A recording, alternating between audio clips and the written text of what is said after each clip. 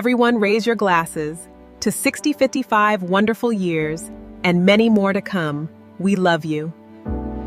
Cheers, everyone. Mom, surprise. I've decided it's time for your fresh start. I've sold your house and we're moving to Europe.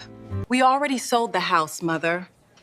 We thought this brochure for the senior living community would be the perfect birthday gift. What are you talking about? What closing? The property closing is scheduled for tomorrow morning, ma'am. My 65th birthday should have been about remembering my late husband Daniel. Instead, my daughter Allison lifted her champagne glass and smiled. "Here's to Mom's fresh start," she announced. Everyone applauded until she proudly revealed I'd be moving into a senior living community because my house had already been sold. I never agreed to either. Before I could speak, my phone rang. "Mrs. Victoria Turner," a calm woman asked. "I'm calling to confirm that you personally authorized tomorrow morning's property closing." At that moment, I realized the cruelest birthday gift wasn't betrayal. It was discovering my own daughter thought I would never fight back. If this story touches something in your heart, I'd love for you to stay with me until the end. Please like this video if you believe growing older should never mean losing your voice.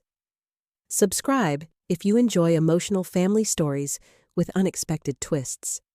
And before we continue, tell me in the comments, what would you have done if your own child announced they had sold your home without your permission? Also, let me know where you're watching from and what time it is in your part of the world. I wish I could tell you that my life changed the moment my phone rang. The truth is, it had been changing for months. I just hadn't noticed. Looking back now, every warning sign had been sitting right in front of me, quietly waiting for me to connect the pieces. My name is Victoria Turner. I turned 65 that afternoon, though celebrated hardly feels like the right word anymore. For 38 years, I worked as an elementary school librarian outside Columbus, Ohio. I wasn't famous, I wasn't wealthy, but I loved children's books and routine. I knew every student's favorite story before they reached my desk. Watching nervous first graders become confident readers was one of the greatest joys of my life. When I retired, my husband Daniel joked that I'd finally have enough time to read all the novels I'd been recommending to everyone else. Neither of us imagined he wouldn't be there to enjoy that retirement with me. Daniel died 18 months before my birthday. A heart attack. Quick, cruel. 41 years of marriage ended in a single afternoon. People often tell you that time heals grief. I don't think that's true. Time simply teaches you how to carry it. Some mornings I still reached across the bed, expecting to feel his hand. Sometimes I caught myself making enough coffee for two. I'd even begin telling him something before remembering he wasn't sitting in his favorite chair anymore. Those moments never became easier. They only became quieter. After Daniel passed away, Allison started visiting more often. At first I was grateful. She brought groceries. She helped pay bills online. She organized medical appointments. She insisted on changing the smoke detector batteries because she said I shouldn't be climbing ladders anymore. "You've taken care of everyone your whole life," she'd tell me. "Now let me take care of you." Every mother dreams of hearing words like that. I certainly did. If she wanted to organize my paperwork, I let her. If she offered to drive me to appointments, I accepted. If she asked where I kept important documents, I answered without hesitation. Why wouldn't I? She was my daughter. She was family. At least, that's what I believed. Little by little, Allison became involved in almost every decision I made. She reminded me when bills were due. She answered questions before I could. She often finished my sentences when we were around other people. At first, I thought she was simply trying to help. Then she began saying things that made me uncomfortable. "You've been forgetting little things lately, Mom. You seem overwhelmed. Maybe you shouldn't stress yourself with financial paperwork." Every time I protested, she'd smile kindly. "I'm only worried about you." Looking back, those words sound different now. At the time, they sounded like love. Standing in my own living room after Angela's phone call, I suddenly wondered if they'd been something else entirely. The birthday guests were still talking quietly around me. Some avoided looking at me. Others looked confused. Allison was laughing with one of my cousins as if nothing unusual had happened. Mark stood beside her calm as ever. He even looked relieved. I slipped my phone into my purse before Allison noticed my expression. My heart was pounding so loudly, I could barely hear the conversations around me. The woman from the title company had sounded professional. Not uncertain. Not confused. She genuinely believed my home was being sold tomorrow morning. That meant paperwork already existed. Real paperwork. Someone had signed documents pretending to be me. I forced myself to breathe. I couldn't panic. Not here. Not in front of everyone. I walked toward the kitchen. Allison followed almost immediately. "Mom?" I turned slowly. "Who was on the phone?" "Oh." I shrugged. "Probably another spam call." She studied my face. Too carefully. "You look pale." "I'm just tired." It has been an emotional day. There was something strange about the way she said emotional. Almost rehearsed. Almost like she expected me to react exactly this way. "I think I'll sit down," I said. "I'll get you some water." She rushed toward the sink before I could answer. As she filled a glass, I watched her. She wasn't acting like a daughter comforting her grieving mother. She was watching me, measuring me, waiting. When she handed me the water, she smiled. "You've been under so much stress since Dad died." There it was again. Dad died. Stress. Forgetfulness. She kept repeating the same ideas, as if she wanted everyone around us to hear them, as if she had been planting those thoughts for a long time. I took one sip. "Thank you." Before she could ask another question, one of the guests called her name. She walked away. I finally had a moment alone. My hands were shaking as I unlocked my phone. I searched the recent call history. Angela Brooks, Title Services Department. The number was still there. So it had been real. Not my imagination. Not a scam. I walked toward the hallway, where it was quieter. Then I called her back. She answered after the second ring. "Mrs. Turner." "Yes. This is Victoria Turner." "I'm sorry, I had to step away."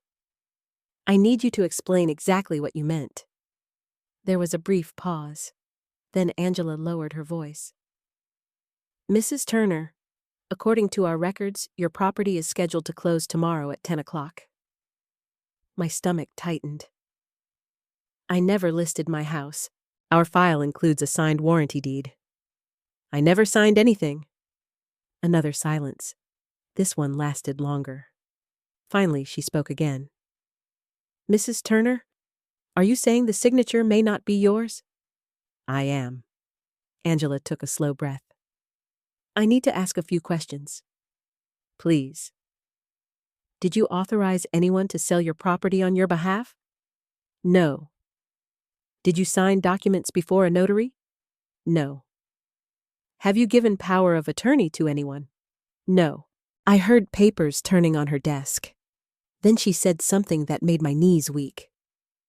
"The deed was submitted 3 weeks ago." 3 weeks. For 3 entire weeks, someone had been preparing to sell my home while I continued watering flowers in the backyard, believing my life was perfectly ordinary. Angela continued carefully. "The buyer is Northline Property Solutions?" "I've never heard of them." "The agreed purchase price is significantly below current market value." "How much below?" She told me. I nearly dropped the phone. It was almost $200,000 less than comparable homes in my neighborhood. Why would anyone sell that cheaply unless the seller never intended to receive the money, or someone else planned to? I leaned against the hallway wall. Angela? Yes. If I didn't sign those papers, then someone else did. The words echoed inside my head. Someone else did. My birthday party suddenly felt like a stage. The smiles, the champagne, the applause. Had everyone been celebrating because they thought I had chosen a new beginning? Or because someone wanted witnesses when my old life disappeared? I slowly turned toward the living room. Allison was laughing. Mark was checking something on his phone. Neither of them knew I'd called Angela back. Not yet, but for the first time since Daniel died. I wasn't just grieving. I was afraid. And deep inside, another feeling began to grow. Determination. Because if someone believed a lonely widow would quietly hand over her home, they had badly underestimated Victoria Turner. I didn't confront Allison right away. That might surprise you. But when you realize someone close to you has been lying, your first instinct isn't always to explode. Sometimes it's to observe, to listen, to understand how deep the lie goes. I slipped my phone back into my purse and returned to the living room. The party was still going. Music played softly. People chatted in small groups. But everything felt different now. Every smile looked forced. Every whisper felt suspicious. Allison spotted me almost immediately. She walked over, still holding her champagne glass. "Mom, are you okay?" I looked at her. Really looked at her. Her makeup was perfect. Her smile was steady. Too steady. "I'm fine," I said. "You sure?" "Yes." She nodded, but I could see her studying me again. Waiting. Measuring. I had seen that look before, just not like this. It wasn't concern. It was calculation. Mark joined us a moment later. He placed a gentle hand on Allison's back. "How are you holding up, Victoria?" His voice was calm. Too calm. "I've had better birthdays," I replied. He gave a polite chuckle. "Well, transitions are never easy." Gentle hand on Allison's back. "How are you holding up, Victoria?" His voice was calm. Too calm. "I've had better birthdays," I replied. He gave a polite chuckle. "Well, transitions are never easy." Transitions. That word again. Like everything happening had already been decided. Like I was just catching up. I turned to Allison. "Can we talk?" "Of course." She smiled quickly. "Let's go to the kitchen." We stepped away from the guests. Mark followed. I stopped walking. I want to speak to my daughter alone. There was a brief pause. Mark hesitated. Then he smiled. "Of course. I'll give you 2 minutes." But he didn't go far. He stayed within sight, watching, always watching. Allison crossed her arms gently. "What's wrong?" I took a slow breath. "You said the house is sold." "Yes." "To who?" "To a buyer we found through a private listing." "A private listing? I didn't approve." She sighed softly. "Mom, no. Answer me." Her expression shifted. "Just slightly. We talked about this." "No, we didn't. You said you didn't want to live here alone anymore. That is not the same as selling my home." She looked frustrated now. "I'm trying to help you. By making decisions for me, you weren't making them." "I was grieving. You were forgetting things." I felt something tighten inside my chest. "I am not losing my mind, Allison. I didn't say that. You didn't have to." We stood there in silence. For a moment, I saw something flicker across her face. Doubt, fear. Then it disappeared, replaced by something colder. You left the stove on last week. I turned it off before leaving the kitchen. You went outside at midnight the other day. I was looking for Mrs. Henderson's dog. You've been overwhelmed, Mom. I've been human. She exhaled sharply. This is exactly what I mean. What do you mean? You're defensive. You're emotional. It's my birthday, Allison. You just told me my house is gone. She shook her head. You're focusing on the wrong thing. I stared at her. The wrong thing. This isn't about the house. It's about your safety. There it was. The justification, the script. Every word sounded practiced, carefully chosen. I leaned closer. Did I sign anything? She froze. Just for a second. But I saw it. A crack. Then she recovered. You signed some documents, yes. When a few weeks ago? What documents? Medical and financial forms. I did not sign anything about selling my home. Her jaw tightened. You don't remember everything clearly. That sentence hit harder than anything else she'd said. Not because of the words, but because of the intention. She wasn't arguing with me anymore. She was rewriting reality. In front of me. You're saying I forgot selling my own house? I'm saying your memory hasn't been reliable. I felt a wave of anger rise. Sharp, clear. You're lying. Her eyes widened. Excuse me. You're lying to me? Mark stepped closer. Hey, let's calm down. I asked you to stay out of this. His expression hardened. Allison raised a hand toward him. It's okay. Then she turned back to me. I'm not lying. Then prove it. She hesitated. There's paperwork. Show it to me. It's already been submitted. That's not what I asked. Her silence said everything. I nodded slowly. You can't show me. Because it's being processed.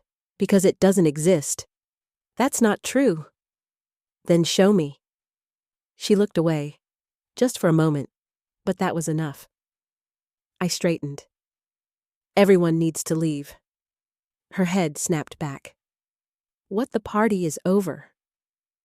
Mom, I said everyone needs to leave my house. Mark stepped forward again.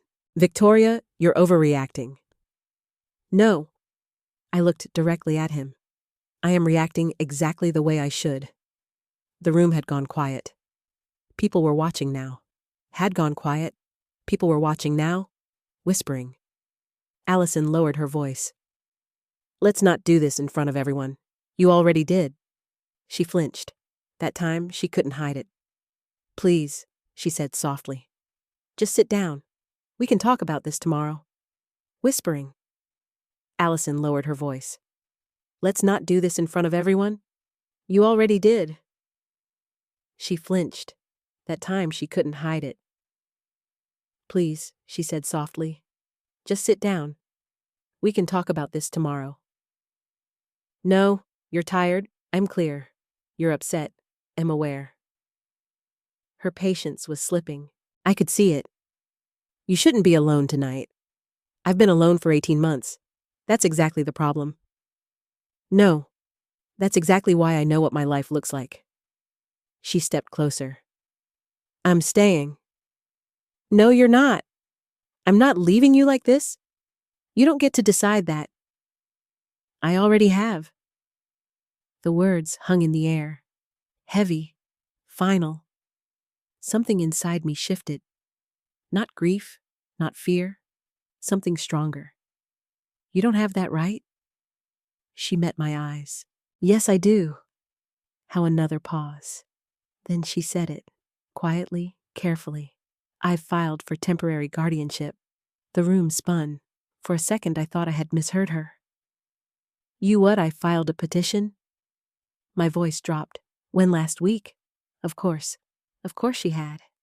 That explained everything. The concern, the comments, the narrative. She wasn't just helping me. She was building a case against me. What did you tell them that you need help? What exactly did you tell them? Her voice stayed calm. That you've been forgetting to eat. That's not true. That you've been leaving the house at odd hours? I told you why. That you've been making unsafe decisions. I laughed, a short, bitter sound, like what sending money to strangers. I donated to my school's literacy program. You didn't tell anyone. I didn't need permission. You needed supervision. There it was. Not concern. Control. And when is this hearing? I asked. Soon? How soon? In a few days. A few days. That was all. A few days before a judge could decide I wasn't capable of living my own life. I looked at my daughter, the girl I raised. The woman standing in front of me now felt like a stranger. You planned all of this, I said quietly. Her eyes filled with something. Not guilt. Not yet. Determination. I did what I had to do. To protect me. Yes. I shook my head slowly. No. I stepped back. You did this to control me. That's not fair. Neither is stealing my house. I didn't steal anything. Then why won't you show me the documents? She didn't answer. She didn't have to. I already knew. The party was over. The illusion was gone. And for the first time since Daniel died, I realized something terrifying. I wasn't just dealing with grief anymore. I was fighting for my own life. That night, I didn't sleep. Not even for a minute. Allison stayed. Of course she did. She insisted on it. I'm not leaving you alone, she said. I'm not a child, I replied. No, she said softly. That's the problem. Those words echoed in my head long after the house went quiet. She took the guest bedroom. Mark stayed too. I heard them whispering behind the closed door. Low voices, urgent. At one point, I thought I heard my name. I didn't knock. I didn't confront them again. Instead, I sat in the dark living room and stared at the walls. The same walls Daniel had painted himself. The same walls we had leaned against while laughing, arguing, living. Now they felt unfamiliar, unsafe. Not because of strangers, because of family. Around midnight, I stood up. I moved slowly, carefully, like I didn't want the house to know I was awake. I walked into Daniel's study. I hadn't touched that room much since he died. Everything was still where he left it. His reading glasses, his old leather chair. The faint smell of his cologne still lingered in the air. For the first time in months, I didn't feel comfort there. I felt urgency. I closed the door behind me, locked it. Then I went straight to the filing cabinet. Daniel had always been meticulous with paperwork. Everything labeled, everything in order. Or at least it used to be. I opened the drawer. My hands were steady now. No shaking, no hesitation. I knew what I was looking for. The deed to the house. It should have been in the second folder. Property Turner residence? I flipped through the files. Once, twice, 3 times. It wasn't there. My stomach dropped. I checked the next drawer. Insurance documents, missing. I checked the third. Bank statements. Several months gone. Not misplaced. Gone. Someone had taken them. And suddenly memories started lining up in my mind. Allison sitting at this very desk. Let me organize things for you, Mom. Mark using my laptop. I'll fix that glitch real quick.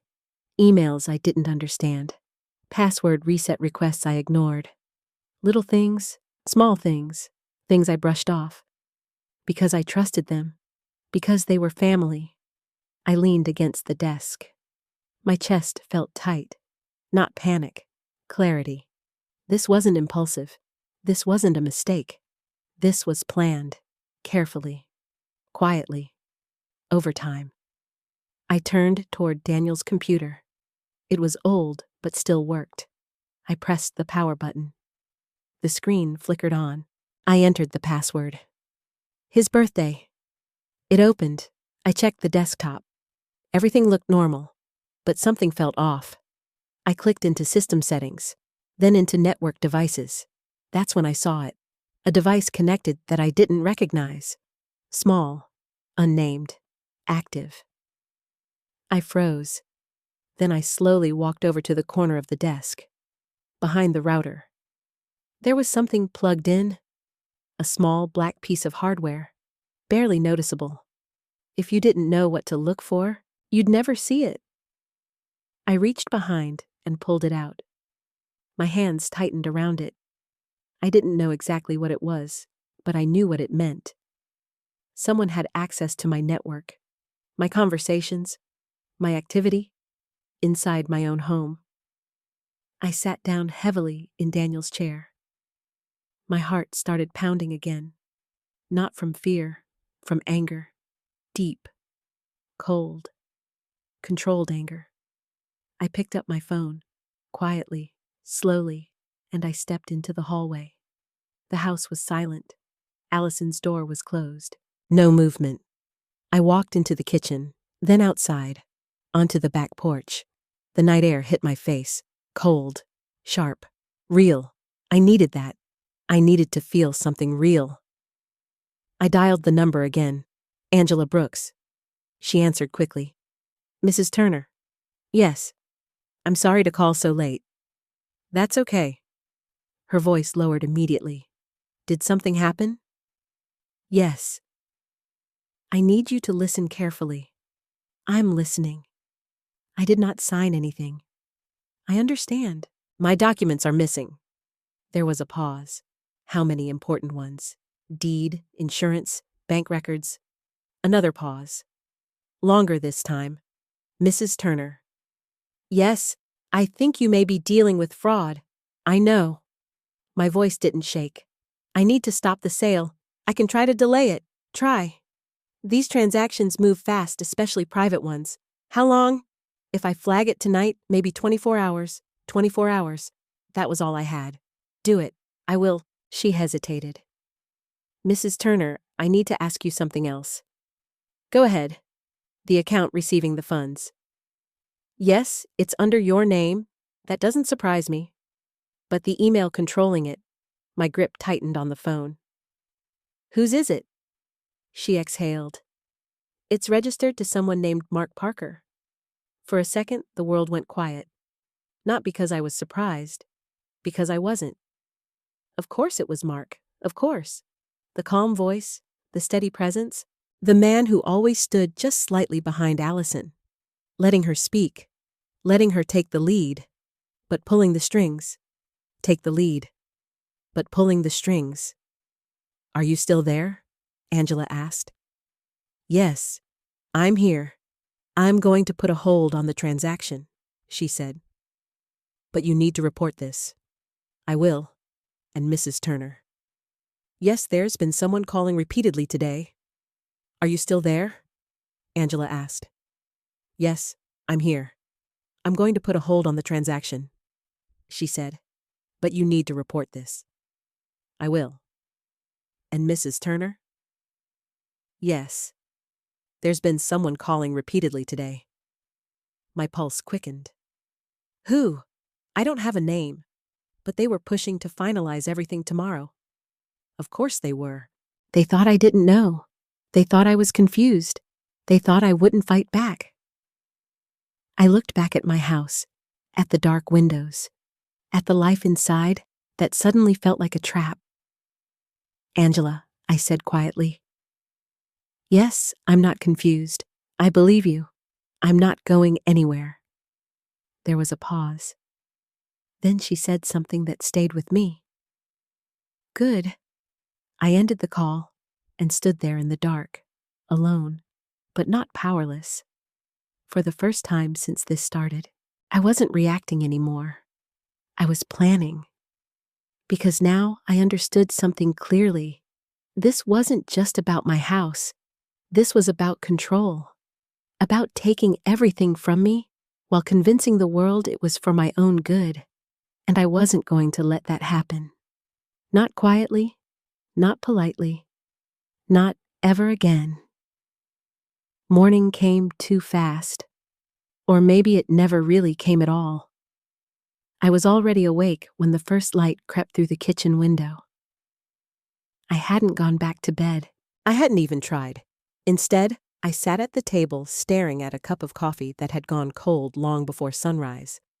I heard footsteps behind me. Soft. Careful. Allison. Mom, I hadn't even tried. Instead, I sat at the table staring at a cup of coffee that had gone cold long before sunrise. I heard footsteps behind me. Soft. Careful. Allison. Mom, I didn't turn. I made coffee, she said. I already have some. She stepped closer. You didn't sleep, did you? No. A pause. Then she sat across from me. I could feel her watching me again. Always watching. You shouldn't be alone right now, she said quietly. I almost laughed. I'm not alone, Allison. You know what I mean. No, I don't think I do anymore. Silence stretched between us. Then she leaned forward. We need to talk about next steps. Next steps. Like this was a business meeting. Like my life had become a checklist. I've already spoken to the attorney, she continued. Of course she had. When is the hearing? I asked. 2 days. 2 days. That was it. 48 hours before a judge decided whether I could control my own life. I'd like you to cooperate, she said. With what? With the transition. There is no transition. Yes, there is. No. Her voice hardened. Mom, fighting this will only make things worse. For who? For you? I finally looked up. For me, yes. How it will prove you're not thinking clearly? I stared at her. You think defending myself makes me unstable? I think resisting help does. That's not help. That's your opinion? No, I said quietly. That's the truth. She sat back, frustrated. You're making this harder than it needs to be, and you're making decisions you don't have the right to make. I do have the right. No, I said quietly. That's the truth. She sat back, frustrated. You're making this harder than it needs to be, and you're making decisions you don't have the right to make. I do have the right. You filed paperwork. That doesn't give you control yet. It will. Confidence. That word sat heavy in the air. She wasn't hoping. She was expecting to win. Why are you so sure? I asked. She hesitated. Then she said, because I have evidence. My stomach tightened. What kind of evidence? Things you've said. Things I've done. Videos. Videos. My mind flashed back to the device behind the router. The missing files. The feeling of being watched. What videos? I asked carefully. You don't remember? I want to hear you say it. She exhaled. There are recordings of you being confused. Confused, yes. About what? About basic things. I leaned back slowly. When were these recordings made? A few weeks ago. At night, her eyes flickered. That doesn't matter. It does. You were upset. I was grieving.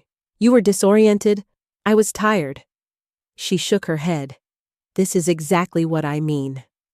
No, I said. This is exactly what you want it to mean. Her patience snapped. I am trying to protect you by drugging me. The words came out before I could stop them. Her face went pale. What, you had my medication changed? I did not. Yes, you did. She opened her mouth, closed it.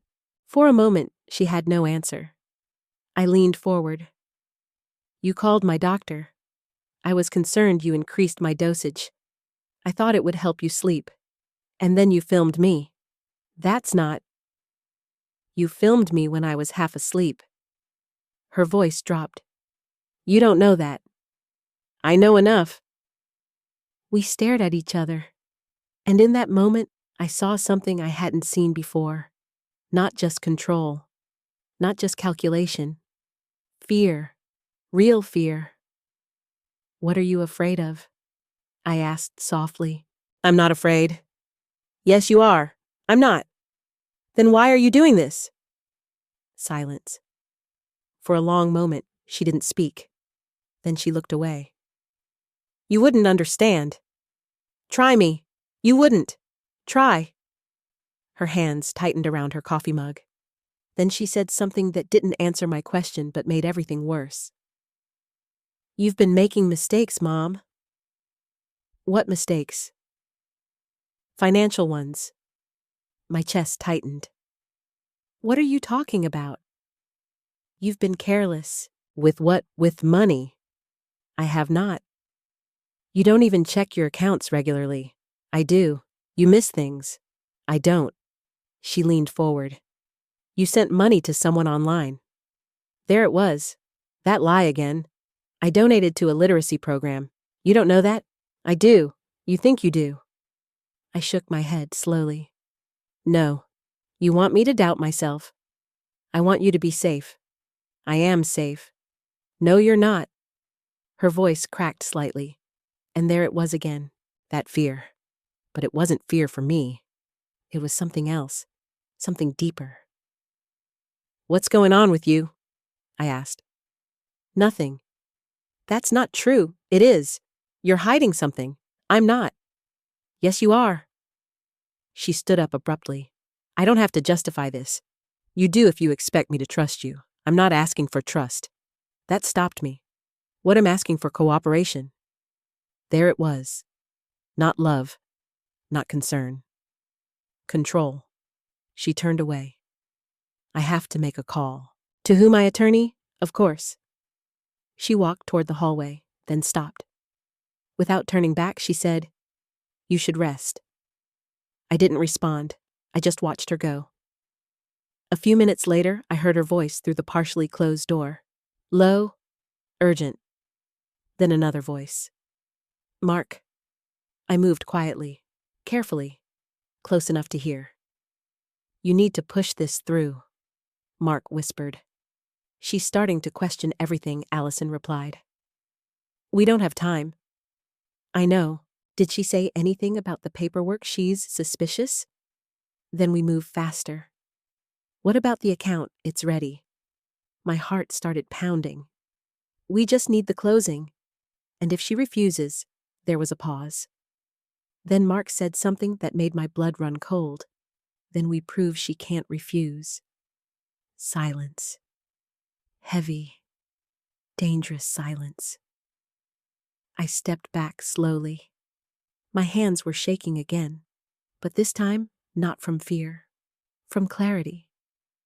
This wasn't just about a house anymore. This wasn't just about guardianship. This was a plan, a full plan. And I was running out of time. I went back to the kitchen, picked up my phone, and dialed the number Rebecca Hayes had left in Daniel's safe years ago.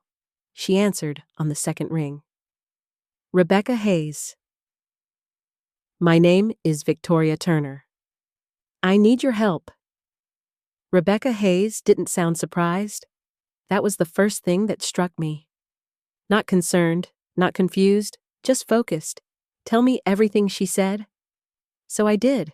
I told her about the birthday, the announcement, the phone call, the missing documents, the device behind my router, the account under my name controlled by Mark, the guardianship filing, the videos, the medication, the plan.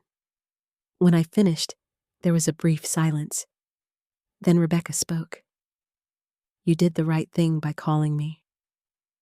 I wish I had called sooner. That's how these situations work, she said calmly. They rely on trust. I closed my eyes. Yes, I trusted them, and they used that. Her voice didn't soften. It didn't need to. Truth doesn't require comfort. What do I do now? I asked. We move quickly. How quickly? You said the hearing is in 2 days? Yes. Then we have less than 48 hours to dismantle their case. Dismantle. I liked that word. It sounded active, controlled, not helpless. First, she continued, you do not confront them again. I already have. No more. Why? Because they will adapt. That made sense. They're already ahead of you, she said. I know, but not for long. Her confidence felt different from Allison's. Not forced, not rehearsed, earned. I'm coming to you, Rebecca said. Today? How soon? Give me 2 hours. I'll be here. Good. She paused. Victoria, yes.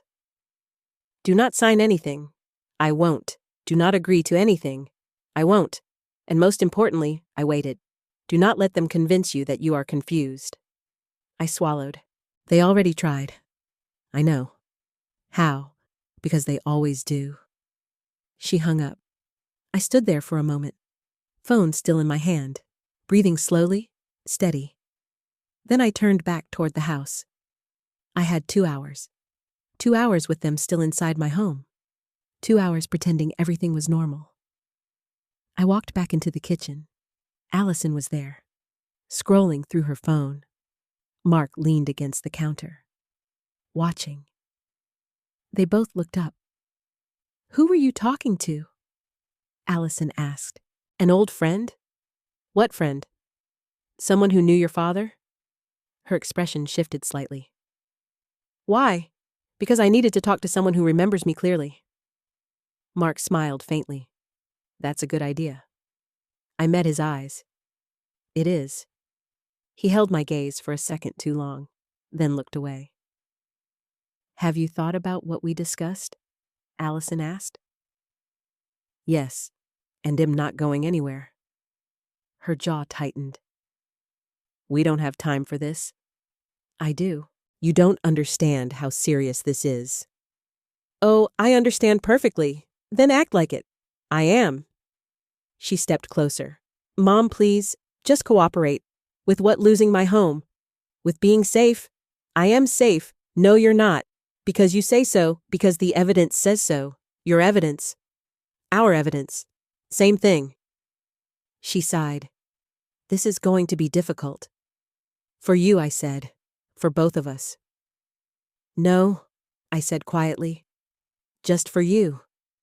That stopped her. Why would you say that? Because I'm not the one lying. Silence, heavy, uncomfortable. Mark stepped in. Let's take a step back. No, I said. I think we're exactly where we need to be. He smiled again. Calm. Measured. You're upset. I'm aware. We can resolve this. You can't resolve something you caused. His eyes narrowed slightly. Just for a second. Then it was gone. I think we should focus on the hearing, he said. I agree. Allison looked between us. Then we're on the same page. No, I said, we're not. She exhaled sharply. I don't understand why you're making this harder. Because it should be hard. Her voice rose slightly. This isn't a negotiation. No, I said. It's a boundary. Mark stepped closer again. Victoria, I asked you not to speak for her.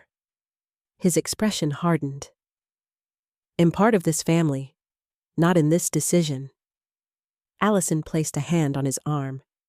It's fine. Then she turned back to me. We'll let the court decide. Yes, I said. We will. And for the first time, I meant it, because I wasn't walking into that courtroom alone anymore. 2 hours passed slowly. Every minute felt stretched. Every conversation forced. Allison made calls. Mark sent emails. They thought I didn't notice.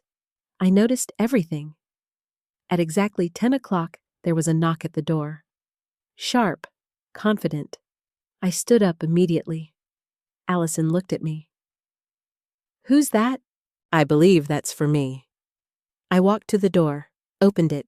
Rebecca Hayes stood there. Mid-50s, sharp eyes, calm posture. She didn't look like someone who lost cases. Victoria. I believe that's for me. I walked to the door, opened it. Rebecca Hayes stood there. Mid-50s, sharp eyes, calm posture. She didn't look like someone who lost cases. Victoria? Yes. She extended her hand. Rebecca Hayes. I shook it. Thank you for coming. She stepped inside. Her gaze moved quickly, taking in everything. Allison, Mark. The tension. Good morning, she said politely. Allison frowned. Who is this? Rebecca turned to her. Am Victoria's attorney? The word landed like a stone. Attorney. Allison's face went pale. Mark straightened. You hired a lawyer? Allison asked. Yes. When? This morning. You didn't tell me. I didn't need to. Her voice sharpened. You're making a mistake. Rebecca stepped forward slightly. No, she said calmly. She's correcting one. Silence. Then Mark spoke. There's no need to escalate this. There absolutely is, Rebecca replied. This is a family matter. No, she said. This is a legal matter. Her voice didn't rise. It didn't need to. Authority doesn't shout. It states. Allison crossed her arms. You don't understand the situation. I understand it very well. You just got here. I've seen this before. That made Allison hesitate. Then you know she needs help. Rebecca looked at me, then back at her. She needs protection. Allison blinked, from what Rebecca didn't hesitate. From you. The room went still, completely still. And for the first time since this began, I wasn't the one on defense anymore. Rebecca didn't waste time. That's how I knew she was exactly who I needed. Within minutes of stepping inside my house, she had taken control of the room. Not loudly, not aggressively, just precisely. Victoria, she said, turning to me. We need somewhere private. I nodded. Daniel's study. Allison stiffened at the mention of the room. Why there? She asked quickly. Rebecca didn't even look at her. Because that's where your mother feels safe. That ended the conversation. I led Rebecca down the hallway, closed the door behind us, locked it, for the second time in less than 12 hours. She didn't comment on it. She just opened her briefcase and sat down. Start from the beginning again, she said. I already told you everything. I need details. So I gave them to her, this time slower, more precise. Every timeline, every conversation, every strange moment I had ignored. She wrote everything down, every word. When I mentioned the device behind the router, she paused. Show me. I handed it to her. She examined it carefully. This isn't standard. What is it? A network monitoring device. My stomach tightened, so they were watching me. Yes. How long? She looked at me. Well, find out. I nodded. Of course we would. Now she said, flipping to a new page, the guardianship. They said, I'm confused. They always do. They have videos. Well, deal with that. They changed my medication. She looked up. That's important. I didn't ask for it. Do you have proof? Not yet. Well, get it. They always do. They have videos. We'll deal with that. They changed my medication. She looked up. That's important. I didn't ask for it. Do you have proof? Not yet. Well, get it. Everything she said sounded simple. Not easy, but clear. That mattered. Next, she continued the house. I took a breath. They tried to sell it. They still are. I stopped it. For now. Her words hit me. For now. Yes, she said. This is temporary. So what do? We build a counter case. How? By proving two things. I leaned forward. What two things? One, that you are fully competent. I am. I know. We need to prove it. And the second, we build a counter case. How? By proving two things. I leaned forward. What two things? One, that you are fully competent. I am. I know. We need to prove it. And the second, that they are not acting in your best interest. I nodded slowly. That shouldn't be hard. She didn't smile. It needs to be undeniable. That was the difference. I felt it. She wasn't trying to win emotionally. She was building something stronger. Fact, evidence, truth. Do you trust me? she asked. Yes. Good. She closed her notebook.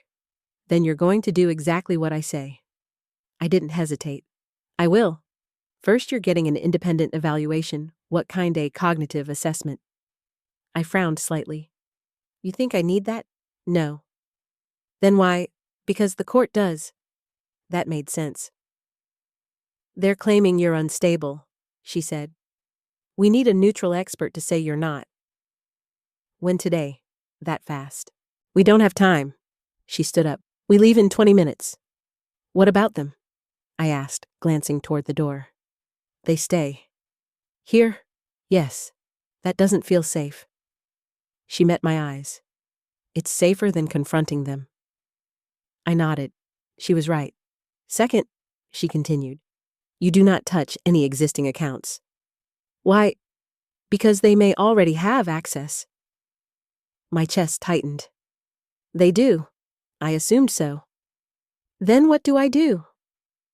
You open new ones. At a different bank? Exactly. And the old ones? We monitor them. She moved toward the door, then paused. One more thing. Yes, if they try to provoke you, I won't react. Good. Exactly. And the old ones? We monitor them. She moved toward the door, then paused. One more thing. Yes, if they try to provoke you, I won't react. Good, because that's exactly what they want. She unlocked the door. We stepped back into the hallway. Allison and Mark were waiting. Of course they were. Everything okay? Allison asked. Rebecca answered before I could. No. Allison frowned. What does that mean? It means your mother is being evaluated today. For what? For competency. Her face tightened. That's not necessary. It is. She's fine. Then you have nothing to worry about. Mark stepped forward. This feels extreme. Rebecca turned to him. So does forging documents. Silence. Sharp. Immediate. He didn't respond. He couldn't. Allison crossed her arms. You're accusing us of something serious. I'm stating facts. You don't have proof.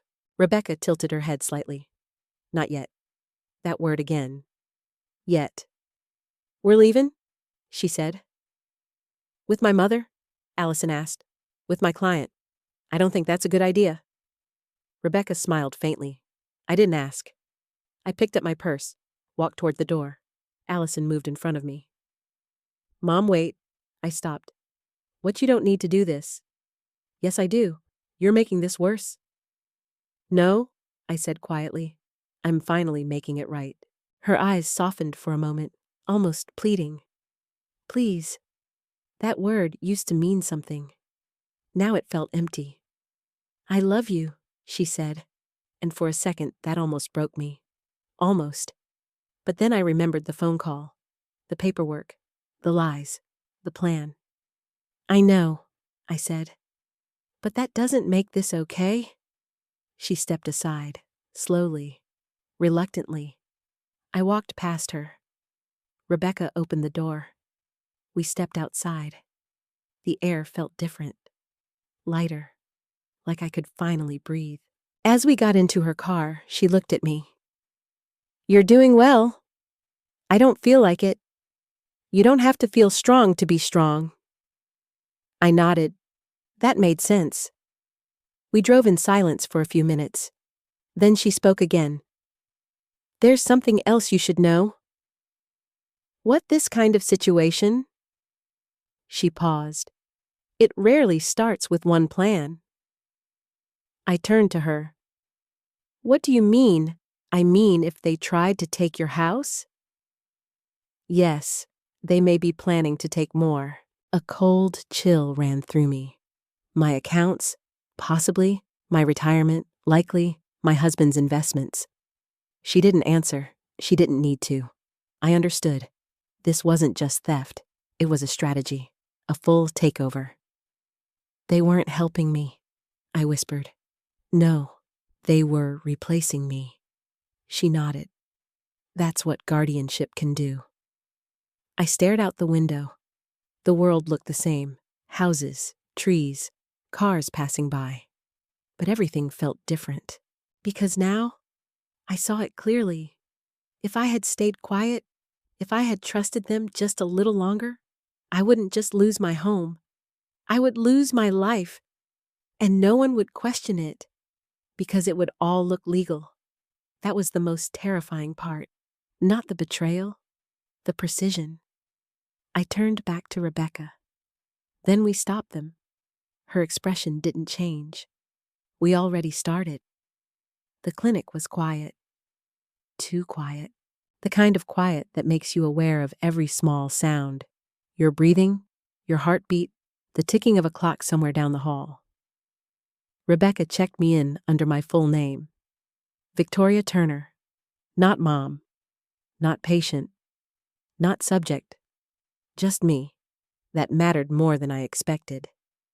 Dr. Helen Morris will see you shortly, the receptionist said. I nodded. We sat down. Rebecca leaned toward me.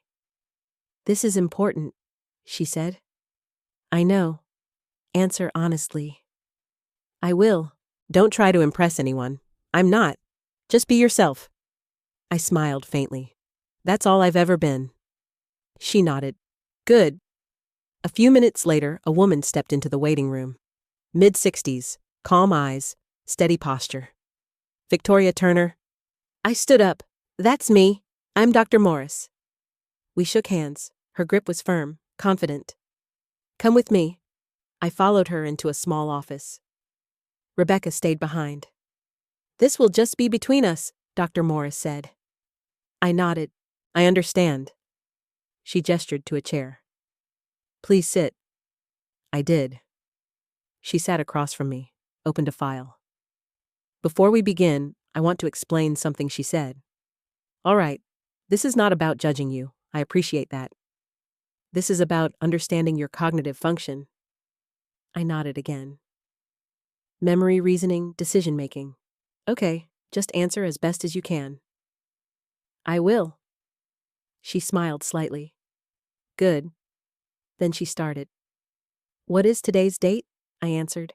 What city are we in? I answered.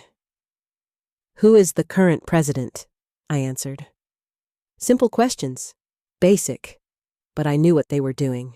Establishing a baseline. Then the questions shifted. More complex. She asked me to remember a list of words, to repeat them later. She asked me to draw a clock, to set a specific time, to solve small problems, to explain abstract ideas. What does don't cry over spilled milk mean, she asked. It means you can't change the past, I said, so you focus on what you can still control. She wrote something down. I watched her carefully, trying to read her expression. But she gave nothing away. Professional. Neutral. At one point, she paused. Have you experienced grief recently? Yes. Tell me about it. I hesitated. Then I said it. My husband died. Her eyes softened slightly. I'm sorry. Thank you. How has that affected you? I don't sleep well. Do you forget things? Sometimes. What kind of things? Appointments. Small details. Do you feel confused? Not confused, just overwhelmed sometimes. She nodded. That's common. It is. Yes. That word again. Common. Not abnormal, not dangerous. Common. Have you had any changes in medication? She asked. Yes. Recently? Yes. Who requested the change, I don't know for sure. But you suspect my daughter. She wrote that down. Do you feel different since the change? Yes. How? More tired? Slower? More emotional? Sometimes. She nodded again. Do you feel capable of making your own decisions? I didn't hesitate. Yes. Financial decisions? Yes. Medical decisions? Yes. Living arrangements? Yes. She leaned back slightly, watching me. Do you feel anyone is trying to control those decisions? I held her gaze. Yes. Who? My daughter and her husband. Silence. Then she asked the question I knew was coming. Why do you think that I took a breath and told her everything? The house, the paperwork, The guardianship, the videos, the device, the account, the plan. When I finished, she didn't react immediately. She just sat there, processing. Then she said something that surprised me. "Do you feel afraid I thought about it?" "Yes." "Of what not being believed?" She nodded slowly. "That's a reasonable fear." Reasonable. Another word that mattered. She closed the file. "Thank you, Victoria. That's it. For now. What happens next, I write my report, and it goes to your attorney, and the court." "Yes." I stood up. "Can I ask you something?" "Of course. Do you think I'm confused?" She looked at me. Really looked at me. "No." The word landed like relief. Pure. Simple. Real. "Thank you," I said quietly. "You're welcome." I walked back into the waiting room. Rebecca stood immediately. "Well, I didn't say anything. I just looked at her." She smiled. "That's enough." We left the clinic, got into the car, and for the first time in days, I felt something shift. Not everything, not yet, but something. "What's next?" I asked. "Now we go deeper. How we prove intent. Intent, yes." "They didn't just make mistakes," she said. "They planned this." "I know. Now we show it." She pulled out her phone, dialed a number. "Angela," she said when the call connected. "It's Rebecca Hayes." Pause. "Yes, I'm with Victoria." Another pause. "Good. I need everything you have." I listened carefully. Every word, every tone, email records, IP logs, account details. She glanced at me, and I need it fast. She ended the call. "They're cooperating?" I asked. "They are now." "Why? Because fraud leaves a trail." I nodded. "Of course it did, and we're going to follow it." I looked out the window. The world still looked the same, but I didn't feel the same. Because now I wasn't just defending myself. I was building a case. And somewhere deep inside, I knew something else. Allison and Mark thought they were in control. They thought they had time. They thought I was weak. They thought wrong. When we got back to the house, something felt different. Not quieter, not calmer, tighter. Like the air itself had changed. Rebecca noticed it too. "They know," she said quietly. How I asked. "They always do." I stepped inside. Allison was in the living room, standing, waiting. Mark sat on the couch, his phone in his hand. He didn't look up right away. That told me everything. They weren't pretending anymore. "Where did you go?" Allison asked. Her voice was controlled. But underneath it, something was cracking. "To an appointment," I said. "What kind of appointment, a necessary one?" She looked at Rebecca. "I'd like to speak to my mother alone." Rebecca didn't move. "That won't be happening." Allison's eyes narrowed. "You don't get to decide that." Rebecca met her gaze. "I do, actually." Silence. Then Allison laughed. Short, sharp. "You think bringing in a lawyer changes anything?" Rebecca didn't respond. She didn't need to, because the answer was already clear. "Yes," I said quietly. "It does." Allison turned back to me. "You're making a mistake. Am I?" "Yes?" Or am I finally seeing clearly? Her jaw tightened. "You're being manipulated." I almost smiled. "That's interesting." "Why?" "Because that's exactly what I was going to say to you."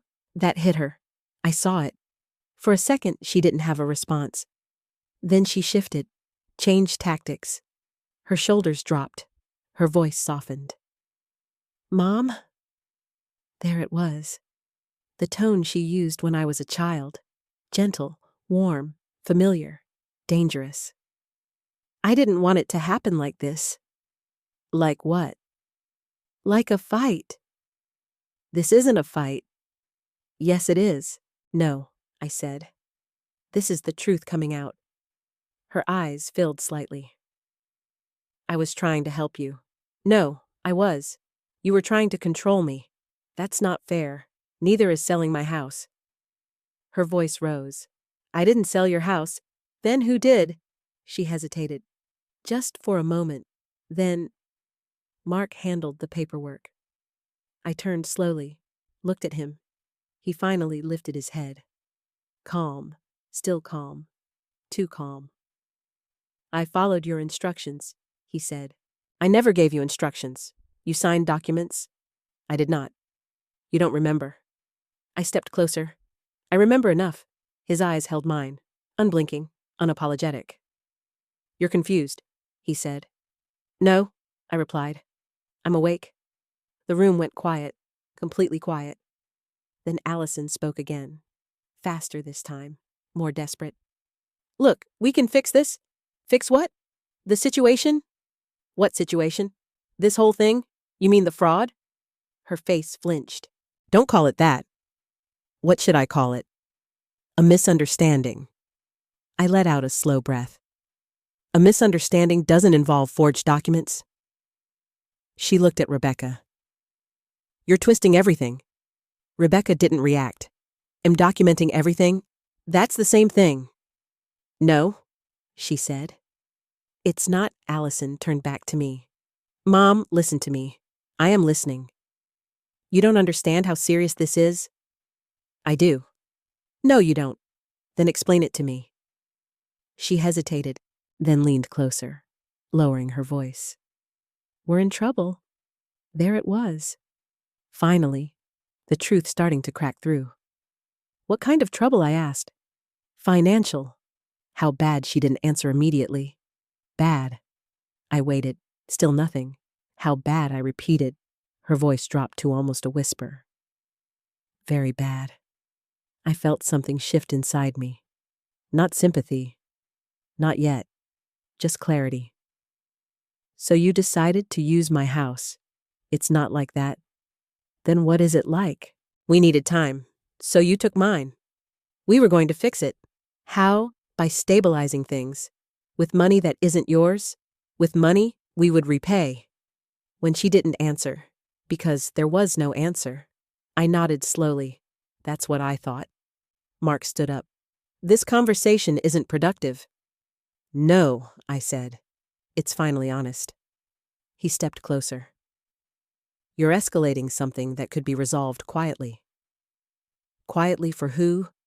For everyone. No, I said. Quietly for you. His expression hardened. Just slightly. But enough. We're trying to protect this family, he said. By destroying it, by saving it. At my expense. At a temporary cost. I shook my head. There's nothing temporary about losing your home. Allison stepped in again. We weren't going to leave you with nothing. You already tried. That's not true. The account is in my name. Her eyes flickered, just for a second. Then, you don't know that. I do. How? I didn't answer. I didn't need to. Because now, they were the ones unsure. What else do you know? Mark asked. I met his gaze. Enough. Silence. Heavy. Dangerous. Then Allison did something I didn't expect. She broke. Not completely, but enough to show the cracks. I didn't want this, she said, her voice trembling slightly. I didn't want to hurt you. Then why did you? I was trying to save us. You should have told me. I couldn't. Why not? She looked at Mark, then away. I just couldn't. There was something there, something deeper, something she wasn't saying. Rebecca noticed it too. Victoria, she said quietly, we should go. I nodded. Yes. I picked up my bag, started toward the door. Allison moved quickly, blocking my path. Please. I stopped, looked at her. Step aside. Just listen. I have listened. Please.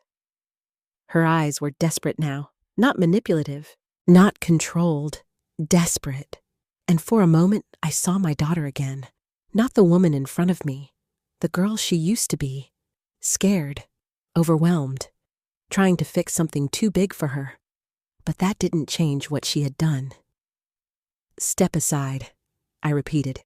Slowly she did. I walked past her. Rebecca followed. We stepped outside, closed the door behind us, and as we walked to the car, I felt it again. That shift, stronger this time, because now I understood something important. Allison wasn't just a villain. She was part of something bigger, something she was still hiding. I turned to Rebecca A. "She's not telling us everything. Allison wasn't just a villain. She was part of something bigger, something she was still hiding." I turned to Rebecca. "She's not telling us everything." Rebecca nodded. "I know. What is it?" She opened the car door. "We're going to find out." And for the first time, I believed her completely. By the time we got back to Rebecca's office, the pace had changed. Everything was moving faster. Not chaotic. Focused. Precise. This wasn't just defense anymore. This was strategy. "Sit," Rebecca said as we entered her office. I did. She immediately opened her laptop, pulled up multiple files, emails, documents, names I didn't recognize. "This is what we have so far," she said. "What is it?" "A trail." I leaned forward. "Of what?" "Of them."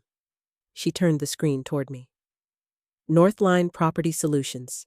That's the company." "Yes. They tried to buy my house. They tried to steal it," she corrected. I nodded.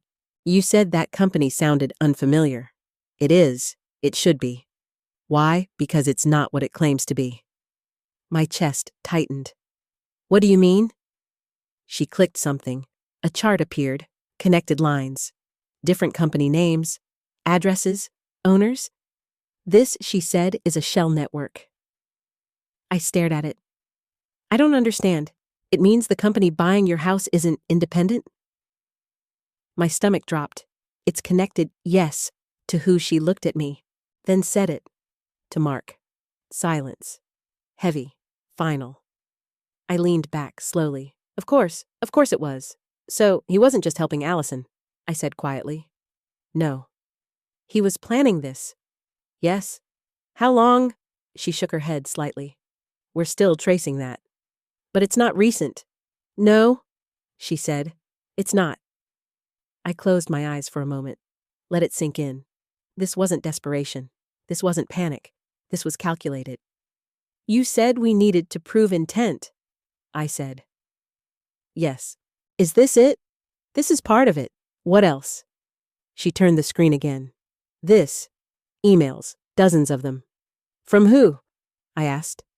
"Mark. To who? Different accounts. Fake accounts, some. Others tied to real transactions." I scanned quickly. Dates, amounts, property addresses.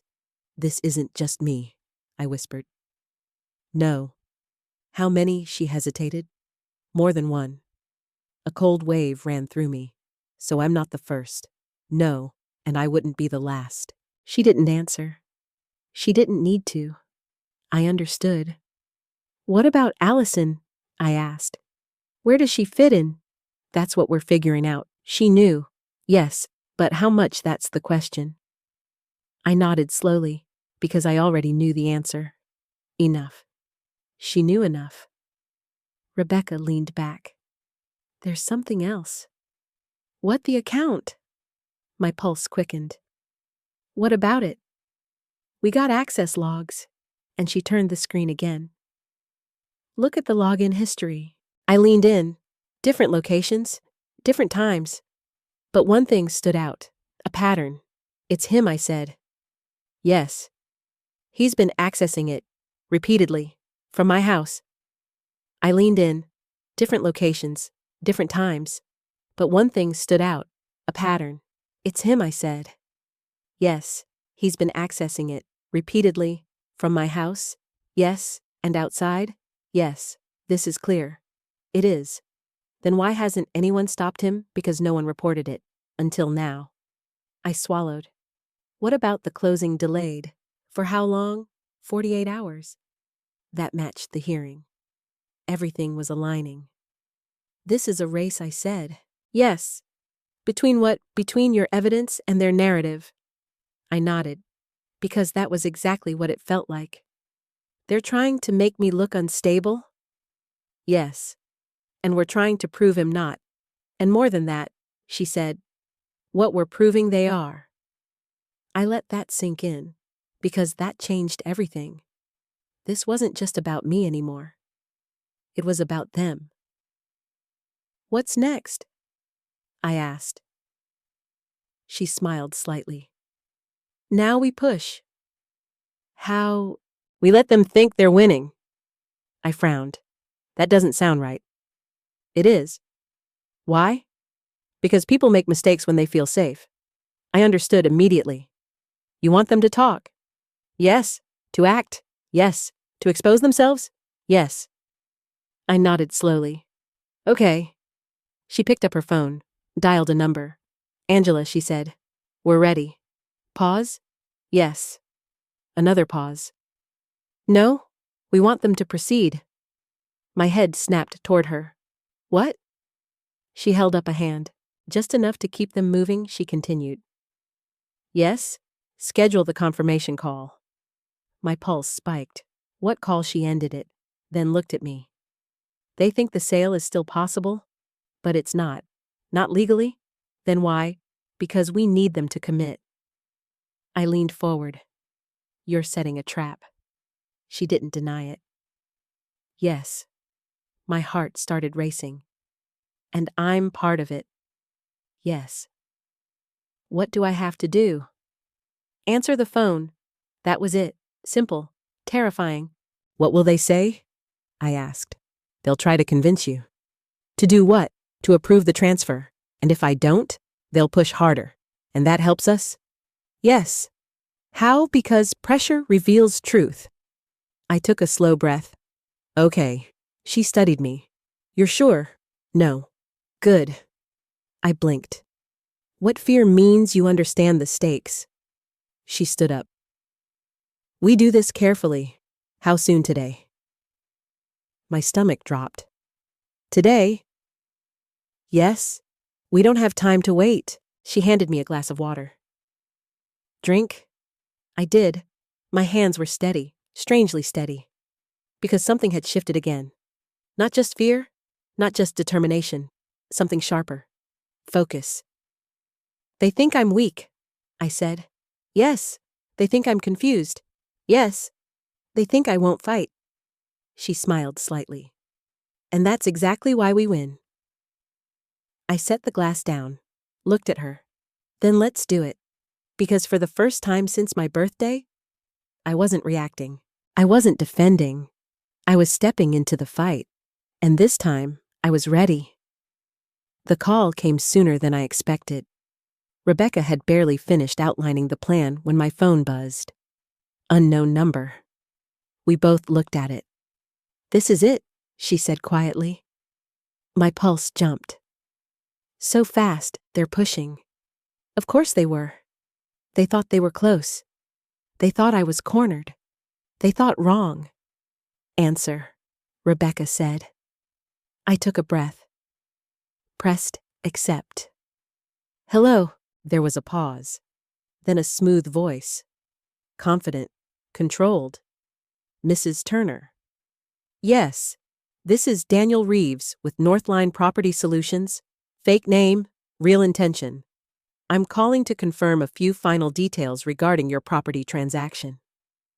I glanced at Rebecca. She gave a small nod. Play along. I'm not sure I understand, I said. I softened my voice. Slower, uncertain, exactly how they expected me to sound. Another pause. Then, that's okay, Mrs. Turner. I can walk you through it. His tone changed. Gentler, but underneath impatience. We just need verbal confirmation before tomorrow's closing. That's okay, Mrs. Turner. I can walk you through it. His tone changed. Gentler, but underneath impatience. We just need verbal confirmation before tomorrow's closing. Closing, yes, ma'am. I thought everything was already handled. It is, he said quickly. We just need to verify your consent. There it was.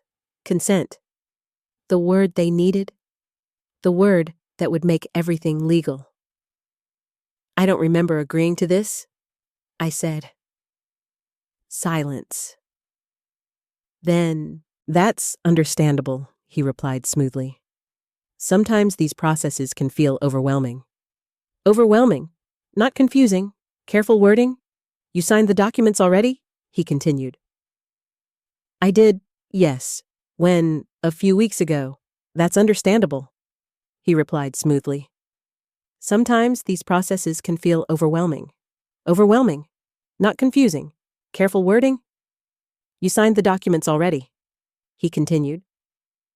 I did, yes. When, a few weeks ago. Same lie, same script. I don't remember that, I said. That's okay. His voice lowered slightly, reassuring, manipulative. Allison has been helping manage things, correct? I felt something tighten in my chest. There it was. They were using her name now. Yes, I said slowly. She mentioned that. Good, he said. So you understand that this is in your best interest. Best interest. Another key phrase. I'm not sure, I replied. I feel a little confused. Rebecca's eyes flickered slightly. Approval. I was doing it right. That's completely normal, he said. You've been through a lot. Yes, and that's why your daughter has been assisting you. I see. We just need to confirm that you're comfortable proceeding. Comfortable, not informed, not aware, comfortable. I don't know, I said softly. Another pause, longer this time. Then the tone changed, subtly, but clearly. Mrs. Turner. Yes. If we delay this process, his voice tightened. It could create complications. What kind of complications? Financial ones. There it was. Pressure. Direct now. No one wants that. No, I said. No, we don't, So it would be best to move forward as planned. I hesitated. Let the silence stretch. Let him fill it, because people always do. And he did. Allison already has authority to assist with these decisions. Authority. Not yet she didn't, but they were acting like she did. If necessary, we can proceed with her confirmation. There it was, the threat, soft, polite, but clear. You're not needed. We'll do it without you. My grip tightened on the phone. What does that mean? I asked. It means we want to avoid unnecessary delays. That sounds serious. It is. Are you saying, I don't have a choice, silence? Then him saying, this is the best path forward? Careful. Very careful. He wasn't stupid, but he was slipping. Can I ask you something? I said. Of course. Where does the money go? Another pause. Shorter this time. Prepared answer. It will be deposited into your account. My account. Yes. I didn't open a new account. Allison handled that. There it was. Clear, direct, on record. I looked at Rebecca. Her eyes sharpened. We had it. Will I have access to it? I asked. Of course. How? Through the account credentials. I don't have those. They can be provided. By who? Your daughter. Everything pointed back to her. Everything. And if I don't agree, I asked. This time the pause was longer. Then his voice came back. Different. Colder. If you don't agree, he stopped. Then chose his words carefully. We may need to reassess your capacity to make financial decisions. There it was. Not subtle anymore. A threat? A legal threat. Wrapped in polite language? My heart pounded, but my voice stayed soft. I don't want trouble, I said. You won't have any if we proceed, and if I don't silence, then it could complicate things. I let the silence stretch again, longer this time, until he spoke again. Mrs. Turner, we just need a simple confirmation. Yes or no? That was it. The moment, the trap, the decision. I looked at Rebecca. She shook her head slightly. Not yet, not yes, not no. Hold. I need time, I said. Another pause. You don't have much time. I understand. Can you confirm today? I'll try. That wasn't what he wanted. I could hear it. I really need an answer, he said, and you'll have one. When? Soon. Silence. Then? All right. His tone was tight now, controlled. We'll follow up. The call ended. I lowered the phone slowly. The room felt different, charged, electric. Rebecca didn't speak right away. She just watched me. Then, that was perfect. I exhaled. I hadn't realized I was holding my breath. Did we get enough? I asked. More than enough.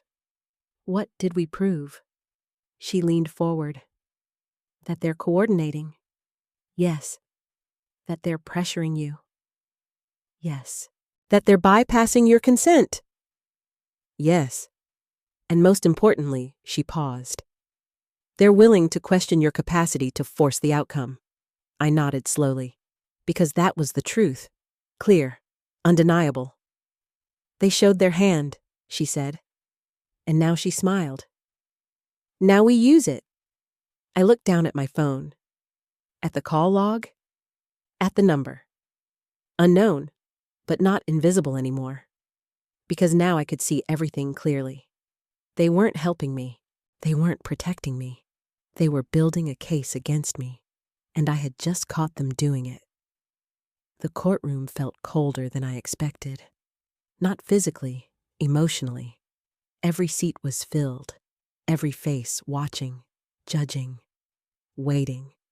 I sat beside Rebecca at the front, hands folded, back straight, breathing steady.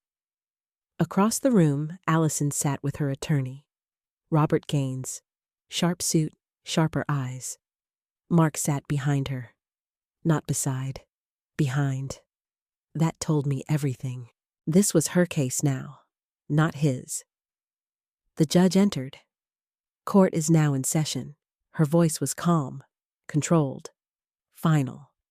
We all stood, then sat, and just like that, my life was no longer mine alone. It was evidence. Allison Parker, the judge, said you are petitioning for temporary guardianship over your mother, Victoria Turner. Is that correct? Yes, Your Honor. Allison's voice was soft, measured, perfect, like she had practiced it. Please proceed. Her attorney stood. Your Honor, my client is acting out of concern for her mother's well-being. Of course he was. She has observed a steady decline in cognitive function. Decline. That word again. Memory lapses. Disorientation. Inability to manage finances safely. Each word landed like a stone. Carefully chosen. Carefully placed. We will present evidence to support these concerns. I felt my hands tighten, but I didn't move, didn't react, because that's what they wanted. Call your first witness. Allison stood. She walked to the stand, swore in, sat down, and for a moment I didn't see the woman who tried to take my house. I saw my daughter, the girl I raised, the girl who used to hold my hand crossing the street. Then she spoke, and that image disappeared. My mother hasn't been the same since my father passed, she said. Her voice trembled slightly. Perfect. Just enough emotion. She forgets things. She repeats herself. She gets confused about basic tasks. Lie, twist, truth distorted. She left the stove on. She wandered outside at night. She sent money to someone we couldn't identify. Every story, every moment, rewritten to fit her narrative. Have you tried to help her? Her attorney asked. Yes. How? I handled her bills. I scheduled her appointments. I made sure she was safe. And how did she respond? She resisted. Of course I did. Because I wasn't helpless. She became defensive. She refused assistance. She insisted she was fine. The courtroom was silent, listening, believing. Because she sounded convincing. That was the most dangerous part. She believed it, or at least she had convinced herself she did. "Why are you seeking guardianship?" the attorney asked. Her voice broke slightly. "I'm afraid something will happen to her." There it was. Fear, protection, love. All the right words. All used the wrong way. "Your witness," he said. Rebecca stood, walked slowly, confidently. "Ms. Parker," she began, "you said your mother forgets things." "Yes." "Can you give a specific things?" "Yes." "Can you give a specific example the stove? Did it cause any damage?" "No." "Was anyone harmed?" "No." "Was it left on for an extended period?" "I don't know." "So you don't know how long it was on?" "No." Rebecca nodded. "And the night she went outside, Zample, the stove, did it cause any damage?" "No." "Was anyone harmed?" "No." "Was it left on for an extended period?" "I don't know." "So you don't know how long it was on?" "No." Rebecca nodded. "And the night she went outside, she was wandering? Or was she looking for a neighbor's lost dog?" Allison froze. "Just for a second. Then I don't remember." Rebecca didn't push. She moved on. "You mentioned financial concerns." "Yes." "She sent money to a stranger?" "Yes." Allison froze. "Just for a second. Then I don't remember." Rebecca didn't push. She moved on. "You mentioned financial concerns?" "Yes." "She sent money to a stranger?" "Yes." Rebecca turned to the judge. "Your Honor, may I present documentation?" "Proceed." She handed over papers. Proof that the stranger was a registered literacy foundation affiliated with Mrs. Turner's former workplace. Murmurs in the room. Small, but noticeable. Allison's posture shifted, slightly. "Ms. Parker," Rebecca continued, "did you verify the recipient before making that claim?" Pause. "I was concerned." "Concerned enough." "Ty was concerned." "Concerned enough. TO file for guardianship." "Yes, but not concerned enough to confirm the facts." Silence. Rebecca stepped back slightly. "Let's talk about the video." My heart tightened. This was it. "The video you submitted as evidence." "Yes. O file for guardianship." "Yes, but not concerned enough to confirm the facts." Silence. Rebecca stepped back slightly. "Let's talk about the video." My heart tightened. This was it. "The video you submitted as evidence." "Yes. It shows your mother confused and emotional." "Yes." "Do you recall how that video was recorded?" "Yes." "Was your mother fully alert at the time?" "I believe so." Rebecca paused. "Then, are you aware that your mother's medication had been increased shortly before that recording?" Allison's eyes flickered. "I don't know." "You don't know? Or you didn't tell the court?" "I didn't think it was relevant." "It is." Rebecca turned to the judge. The video was recorded while Mrs. Turner was under the influence of newly increased sedative medication. The room shifted. I felt it. The energy. The doubt. Growing. Additionally, Rebecca continued, "We have the full, unedited recording." Allison's head snapped up.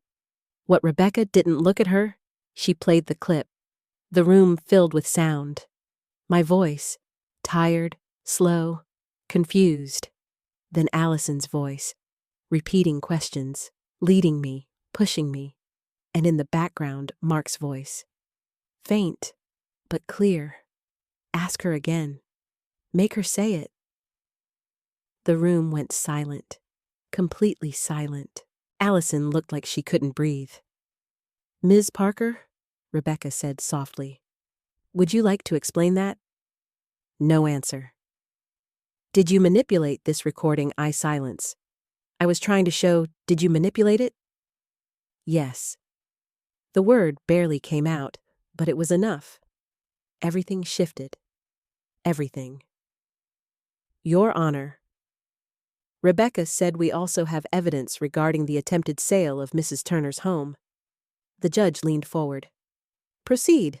More documents, more evidence. The forged deed, the false notary, the account, Mark's name, everything, piece by piece, layer by layer. The truth unfolded, and there was nowhere left to hide. Ms. Parker. The forged deed, the false notary, the account, Mark's name, everything, piece by piece, layer by layer. The truth unfolded, and there was nowhere left to hide. Ms. Parker, the judge said, did you know your mother did not authorize this sale? Allison's hands shook. Yes. The word echoed, loud, final. Then why did you proceed? Silence, tears. Real this time. I thought it was the only way. To do what? To fix everything. What needed fixing? Another pause. Longer, heavier, than our finances. There it was, the truth, finally, out in the open, and with it, everything began to collapse. The courtroom didn't recover after that. It shifted, completely. You could feel it. Before people were listening, now they were watching. Carefully, because something had broken. Not the case. The illusion. Allison Parker. The judge said, her voice steady but sharper now. You admitted you knew your mother did not authorize the sale of her home. Yes, Your Honor. And you proceeded anyway. Allison's hands trembled. Yes. Why, the question hung in the air. Simple, direct, impossible to avoid. Allison swallowed. Her eyes moved, briefly, to Mark, then back. I thought it was necessary. For what? For stability. What kind of stability? She hesitated. Then, financial. The judge leaned forward. Explain. And just like that, everything came out. Not all at once, but enough. Our business failed, Allison said. Whose business? The judge asked. Mark's. Mark shifted in his seat. For the first time, he looked uncomfortable. It was an investment, Allison continued. In property. It didn't work. How much did you lose? The judge asked. Allison's voice dropped. A lot. That is not an answer. Silence. Then, over $500,000. The room reacted. Small gasps. Whispers. Because that number wasn't just a mistake. It was a collapse. And how did that lead to this? The judge asked. Allison's voice cracked. We were trying to recover. How? By restructuring. That is not what this is. No, Allison said softly. It's not. Did you propose selling your mother's home? Another pause. Longer this time. Then? Yes. There it was. Not Mark. Not pressure. Her. She proposed it. Rebecca didn't move, didn't interrupt. She didn't need to, because Allison was doing it herself now, unraveling everything. Before or after your husband suggested it? The judge asked. Allison closed her eyes briefly. Before. That hit harder than anything else, even for me, because I had wondered, hoped maybe that she had been pulled into this, that she had been manipulated. But no, she had started it. Why? The judge asked. Allison looked at me, for the first time directly. We needed a way out. At your mother's expense, I thought we could fix it later. How? Silence, because there was no answer. You forged documents? The judge continued. Yes. You misrepresented your mother's mental state? Yes. You attempted to gain legal control over her assets? Yes. 3 times.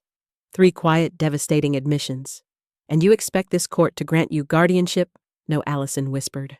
The word barely audible, but final. No, Your Honor. The judge leaned back, studied her, then spoke. This court finds no basis for temporary guardianship. My breath caught. Not relief. Not yet. Just release. The petition is denied. There it was, clear, final, and just like that, they lost control. But it wasn't over, because Rebecca stood again. Your Honor, there is additional information the court should consider. The judge nodded. Proceed. Rebecca turned slightly toward Allison. Ms. Parker, she said calmly, you mentioned financial pressure. Yes. And that your husband was involved. Yes. Did he threaten you? The room stilled again. Different kind of tension now. Personal, dangerous. Allison froze. I answer the question. Her eyes filled. Yes.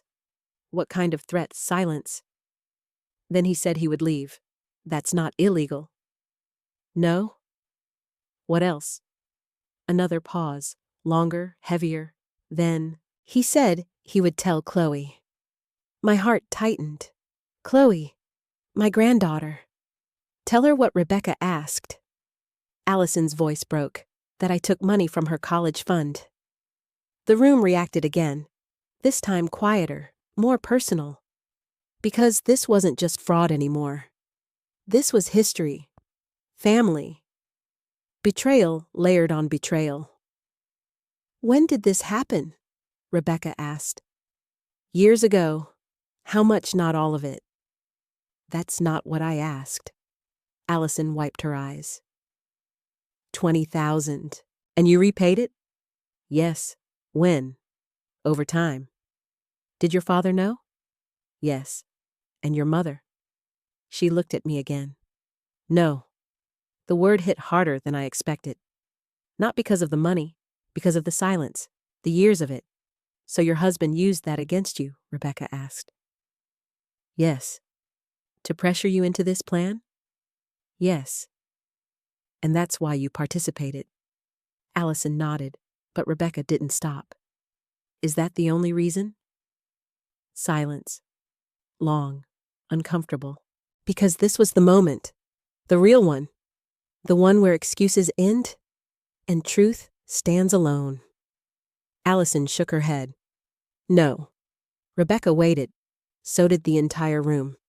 I also thought Allison whispered that she wouldn't fight. The words landed like a blade. Clean, precise, final. I thought she was too fragile. She couldn't even finish the sentence. But she didn't need to. Because we all understood. She didn't just betray me. She underestimated me. That was her real mistake. Not the plan. Not the lies. That. The belief that I wouldn't resist. Rebecca stepped back. She didn't need another question. Because the truth was complete now. Raw. Unfiltered. And impossible to undo. I sat there. Still. Quiet. Watching my daughter break herself apart in front of a room full of strangers. And I felt something I didn't expect. Not anger. Not anymore. Something else. Something heavier. Sadness. Because this wasn't just about what she did. It was about who she became to do it. And that was something no court could fix. The courtroom didn't end with shouting. The courtroom didn't end with shouting. It ended with silence. Heavy, unavoidable silence. After the judge denied the guardianship, everything moved quickly, too quickly. Like the truth had broken something open and now it couldn't be contained. Mrs. Turner ended with silence. Heavy, unavoidable silence. After the judge denied the guardianship, everything moved quickly, too quickly.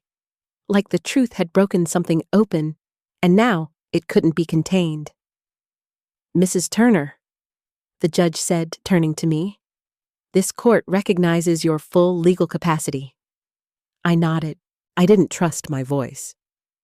You retain complete authority over your finances, property, and personal decisions. That was it. Simple. Clear. Mine. Again. Then her gaze shifted. To Allison Parker. My daughter didn't look up. You are hereby ordered to cease any and all actions regarding your mother's financial or legal affairs. Yes, Your Honor. Her voice was small now, not controlled, not confident, just small. "And this matter will be referred for further investigation." That landed hard, because this wasn't over. Not for them, not anymore. Mark finally stood. "For the record," the judge cut him off, "you'll have the opportunity to speak with investigators. Not here, not now, not in control."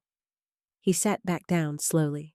For the first time since E'd known him, he looked unsure. The hearing ended. Just like that. No dramatic finish. No final speech. Just consequences. Rebecca placed a hand lightly on my arm. "It's done." I exhaled. Long. Deep. But it didn't feel like victory. Not yet. Because across the room, Allison was still sitting there, and something about that moment felt heavier than everything that came before. We stood, gathered our things, and walked out. The hallway outside the courtroom felt brighter, louder, real. But I didn't feel lighter. Not the way I expected. Rebecca said gently, "You did everything right." "I didn't do anything," I replied. "You told the truth? That's not supposed to feel this hard?" She nodded. "It rarely does." We walked toward the exit, step by step, each one slower than the last. Because I knew what was coming, and I wasn't sure I was ready for it. "Mom!" I stopped. Of course. I turned. Allison stood a few feet away, alone. Mark was gone. Her lawyer was gone. Just her. That said more than anything else. "I need to talk to you," she said. Rebecca looked at me. "Your choice.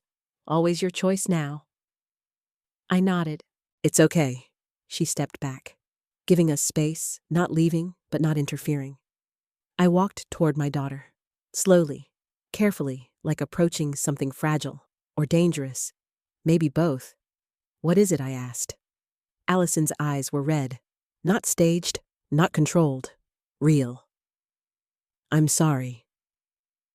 The words came out quickly. Too quickly, like they had been waiting. I didn't respond. I just looked at her. "I didn't think it would go this far." She continued. "It already did. I know." "Do you?" Her voice broke slightly. "Yes." "No, you don't." She flinched. That was the truth, because understanding something and facing it are not the same. "I thought I could fix it," she said. "You thought you could control it. I thought I could protect us. You thought I wouldn't notice." She shook her head. "That's not fair. It's exactly fair." Silence. Then, "I didn't think you would fight." There it was again. That belief. That assumption. That I would just accept it. "I know," I said quietly. Her eyes filled again. "I didn't mean to hurt you, but you did. I know. Not just with the house." She looked confused. "What do you mean?" "You made me question myself." That hit her. Hard. "You made me wonder if I was losing my mind." "I never." "Yes," I said. "You did." She stepped back slightly, shaken. "I thought you needed help. I needed support. That's what I was trying to give you." "No," I shook my head. "You were trying to replace me?" Silence. Complete. Because she knew it was true.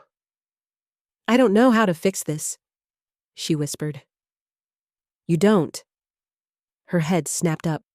"What, you don't fix this? Then what do I do?" I looked at her, really looked at her. For the first time since this started, I saw everything clearly. Not just what she did, but who she had become to do it. "You accept it," I said. "Accept what, that you broke something." Her breath caught. "And some things," I continued, "don't go back the way they were." Tears fell now. Real ones, uncontrolled. "I don't want to lose you." That almost broke me. Almost, but not enough. Because love doesn't erase truth. "I'm still here," I said. "But not like before." What does that mean? It means you don't get to make decisions for me? I wasn't trying to. You were. She stopped, because she knew. I don't trust you, I said. The words felt heavy, but necessary. I don't expect you to. Good. At least she was honest now. That doesn't mean I don't love you. Her face crumpled, but it does mean things change. She nodded slowly, painfully. I understand I wasn't sure she did. Not yet, but she would, eventually. Take responsibility, I said, for everything. I will. Not just to me. I know. To Chloe. That hit her differently, deeper. I know, she whispered. And to yourself. She nodded, because that was the hardest part.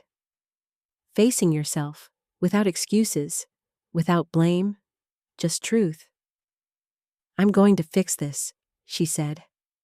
I didn't respond, because I had learned something important. Not everything can be fixed. Some things have to be rebuilt. From nothing. Goodbye, Mom, she said quietly. Goodbye, Allison. Not forever. But not the same. Never the same. I turned, walked back toward Rebecca, each step steady, clear, because something inside me had finally settled. Not peace, not yet, but something close. Control. My life. My choices, my voice, all mine again. A year changes things. Not everything, but enough. When I woke up on my 66th birthday, the house felt different. Still the same walls, same furniture, same memories. But it no longer felt like something that could be taken from me. It felt like mine again. Completely. That was the first real victory. Not the courtroom. Not the evidence. Not even the truth. Ownership. Of my life. Of my choices. Of my voice. That morning, I made coffee for one. And for the first time in a long time, it didn't feel empty. It felt intentional.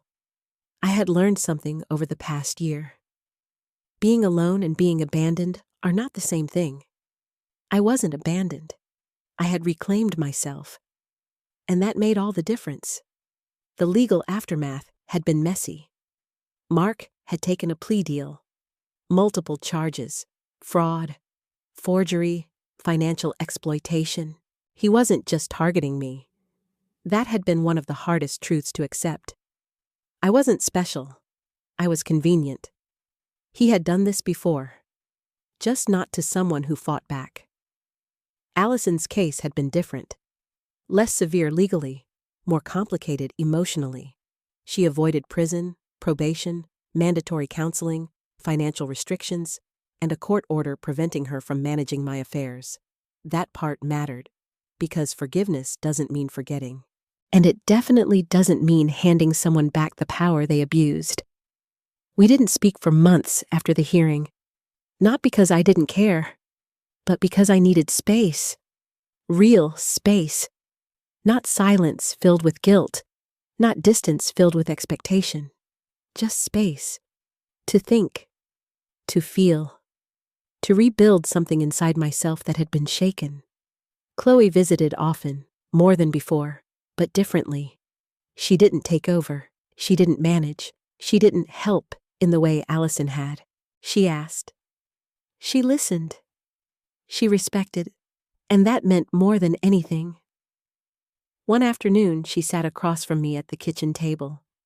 The same table where everything had started. Grandma, she said softly. Yes, do you think you'll ever forgive Mom I didn't answer right away? Because the question deserved more than a quick response. I don't know, I said finally. She nodded. I understand. Do you? Yes. How? She smiled faintly. Because forgiveness isn't about pretending nothing happened. I looked at her. That surprised me? Then what is it about? It's about deciding what is it about. It's about deciding what you carry forward. I leaned back slightly. That was wiser than I expected. Who told you that? I asked. She shrugged. I think I figured it out watching you. That hit me. In a good way? Because maybe, just maybe, you carry forward. I leaned back slightly. That was wiser than I expected. Who told you that? I asked. She shrugged. I think I figured it out watching you. That hit me. In a good way? Because maybe, just maybe, something good had come from all of this. A few months later, I received a letter. Handwritten. Careful. Intentional. From Allison. I didn't open it right away. I let it sit on the table for 2 days. Because I needed to choose when I was ready. Not when she was.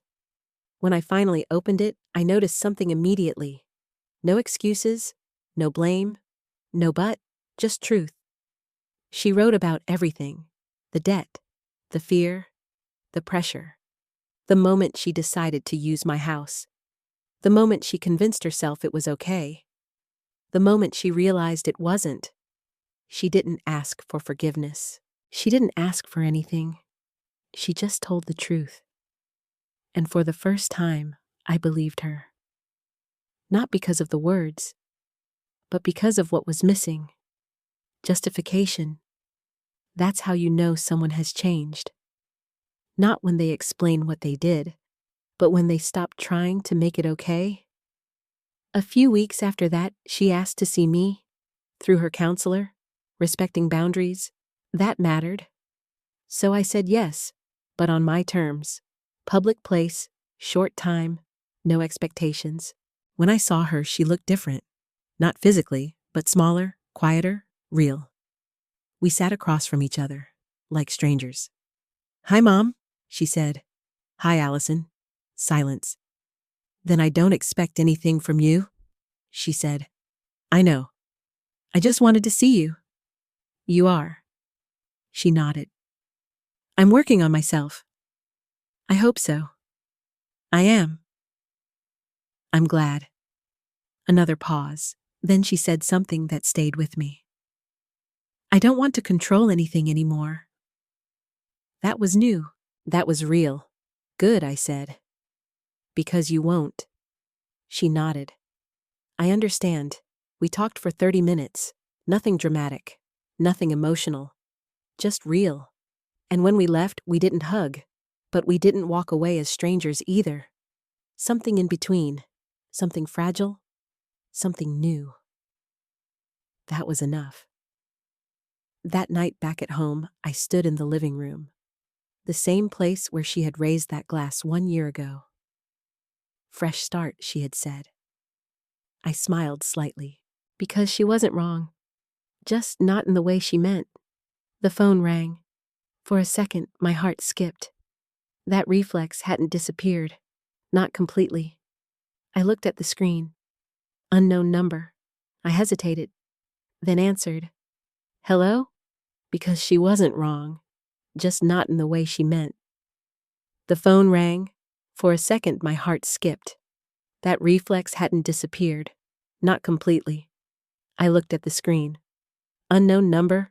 I hesitated, then answered. Hello, Victoria? Yes. This is Karen from the support group. I relaxed slightly. I'm glad you called. We have a new member. Okay, she's struggling. I nodded. I understand.